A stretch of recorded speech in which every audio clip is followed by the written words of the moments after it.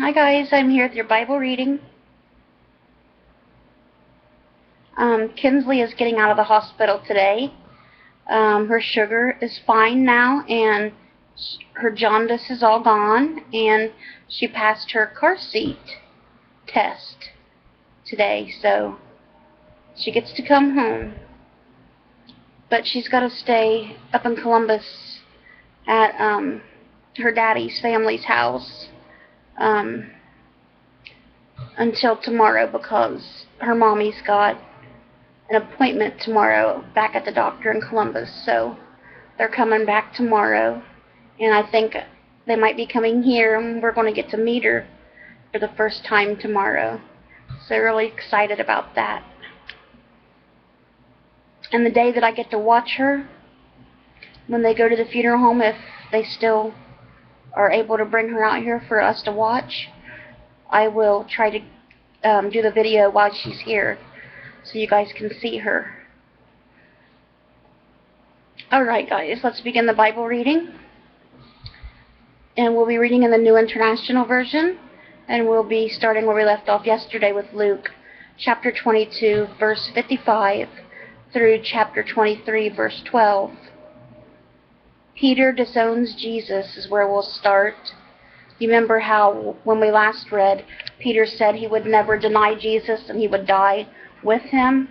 Jesus told him that he would deny him 3 times before the cock crowed. So, let's see. Then seizing him, talking about Jesus, they led him away and took him into the house of the high priest. Peter followed at a distance. And when some there had kindled a fire in the middle of the courtyard and had sat down together, Peter sat down with them. A servant girl saw him seated there in the firelight. She looked closely at him and said, "This man was with him." But he denied it. "Woman, I don't know him," he said. A little later, someone else saw him and said, "You also are one of them." "Man, I am not," Peter replied. About an hour later, another asserted, "Certainly this fellow was with him, for he is a Galilean." Peter replied, "Man, I do not know what you are talking about." Just as he was speaking, the rooster crowed. The Lord turned and looked straight at Peter. Then Peter remembered the word the Lord had spoken to him. "Before the rooster crows today, you will disown me 3 times." And he went outside and wept bitterly.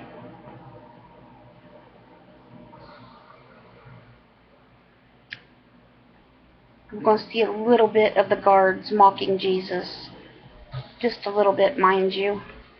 He went through a lot. Then men who were guarding Jesus began mocking and beating him. They blindfolded him and demanded, "Prophesy, who hit you?" And they said many other insulting things to him. So much more, as you've heard in other books of the Bible. Jesus before Pilate and Herod. At daybreak, the council of the elders of the people, both the chief priests and the teachers of the law, met together, and Jesus was led before them. "If you are the Messiah," they said, "tell us." Jesus answered, "If I tell you, you will not believe me.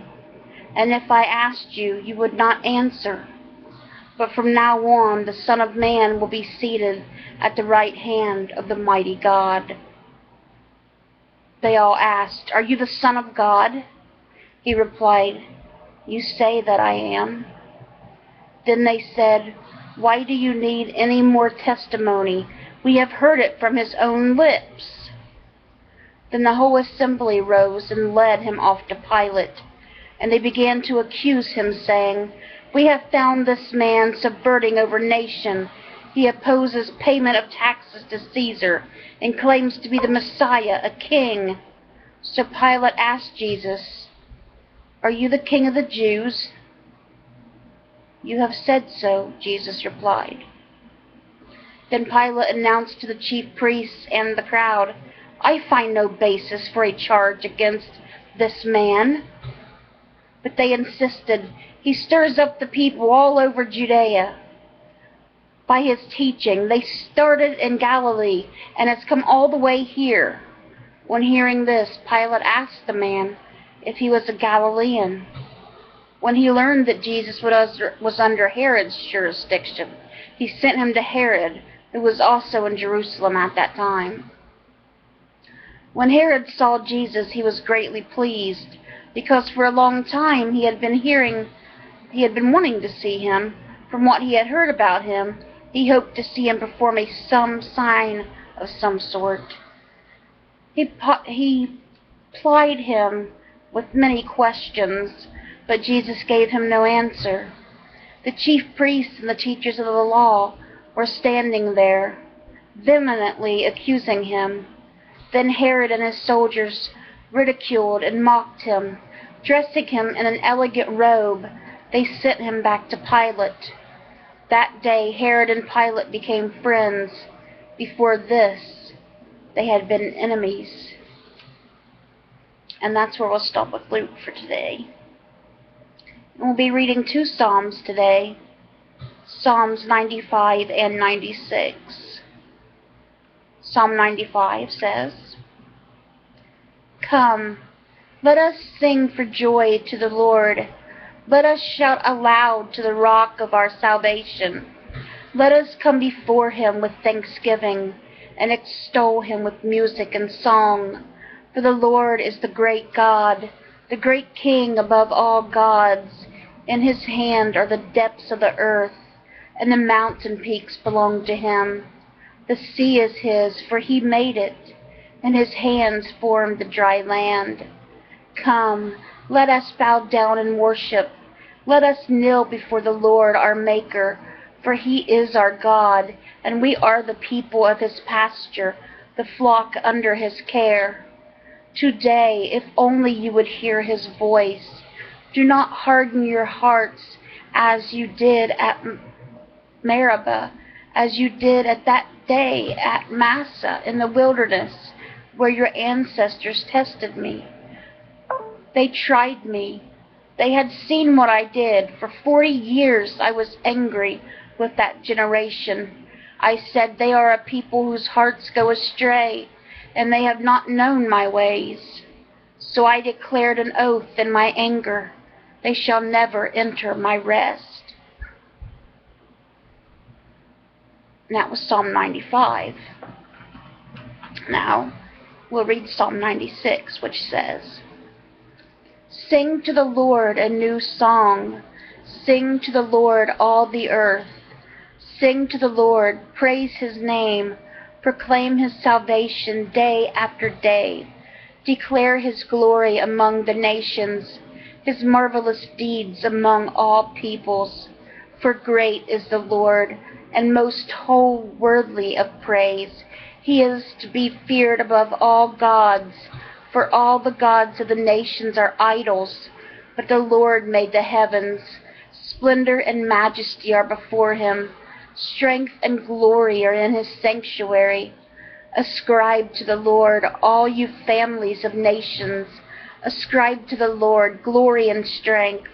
Ascribe to the Lord with glory due his name. Bring an offering and come into his courts. Worship the Lord in the splendor of his holiness. Tremble before him, all the earth. Say among the nations, the Lord reigns. The world is firmly established. It cannot be moved. He will judge the peoples with equity. Let the heavens rejoice. Let the earth be glad. Let the sea resound and all that is in it. Let the fields be jubilant and everything in them. Let all the trees of the forest sing for joy. Let all creation rejoice before the Lord, for he comes to judge the earth. He will judge the world in righteousness and the peoples in his faithfulness." And that was Psalm 96. Okay. I don't know if you guys can hear the birds or not. They've been really hitting the feeders yesterday, and and today they emptied them. Sherm had to go out and fill them back up today already. And they're really out there eating it today. Alright guys, we'll end our Bible reading today with Proverbs chapter 14 verses 5 and verse 6. And Proverbs 14:5 says, "An honest witness does not deceive, but a false witness pours out lies." And Proverbs 14:6 says, "The mocker sets wisdom and finds none, but knowledge comes easily to the discerning." Okay guys, that was our Bible reading. I hope it touched your guys' hearts. I hope you guys are having a blessed Sunday. Let's bring those souls to Jesus. And thank you again for praying for Melly and Kinsley and Gracie throughout this pregnancy. As you know, Gracie didn't make it. God had other plans for her. So she is in heaven with her sister Raylyn. We know she's fine. And Melly and Kinsley are doing great. So thank you guys so much once again for the prayers. We know our God is great. I love you guys. Let's bring those souls to Jesus. And God willing, I'll see you again tomorrow with another Bible reading. Bye guys. God bless.